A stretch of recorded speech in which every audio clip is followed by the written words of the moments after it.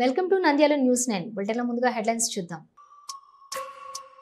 రైలు మార్గంలో చిన్నారుల అక్రమ రవాణా అదుపులోకి తీసుకున్న రైల్వే పోలీసులు. చిన్నారులను అక్రమ రవాణా చేస్తే చట్టరీత్యా నేరం, చర్యలు తీసుకుంటామని హెచ్చరించిన ఆర్బీఎఫ్ సిఐ డి రవీంద్ర. బ్యాంకర్లు రైతులకు ఆర్థిక సహకారం అందించాలి. కేంద్ర రాష్ట్ర పథకాల అమలుకు బ్యాంకర్లు చేయూతనివ్వాలి. జిల్లా కలెక్టర్ శ్రీమతి జి రాజకుమారి గనియా. వందే మాతరం గేయం ప్రారంభించి 150 సంవత్సరాలు పూర్తయిన సందర్భంగా ప్రజలకు అవగాహన కల్పిస్తున్న రిటైర్డ్ ఉద్యోగి Srinivasulu.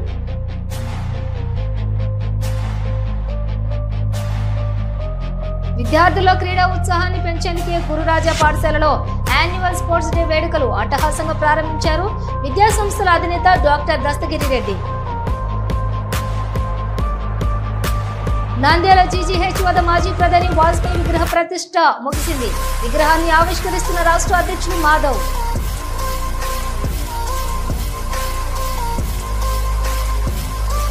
Nandyal Navyandhra two wheelers association mechanic కార్మికులకు ఉచితంగా దంత వైద్య శిబిరం నిర్వహించిన KM Reddy hospital doctor Malleshwar Reddy.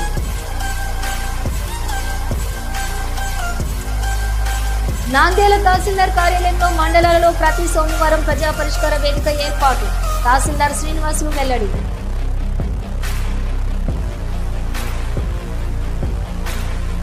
Saint Johnson international school విద్యార్థులు చక్కటి విద్యాభ్యాసంతో పాటు క్రీడా స్ఫూర్తి కలిగి ఉండాలి. School director Titus.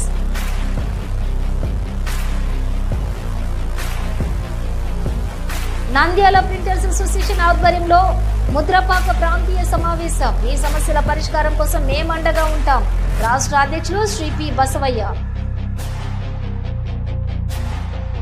ఆళ్లగడ్డ చిన్న కందుకూరు గ్రామంలో కాలభైరవ స్వామి ఆలయంలో కాలభైరవ స్వామి జయంతి వేడుకలు అంగరంగ వైభవంగా పోటెత్తిన భక్తులు.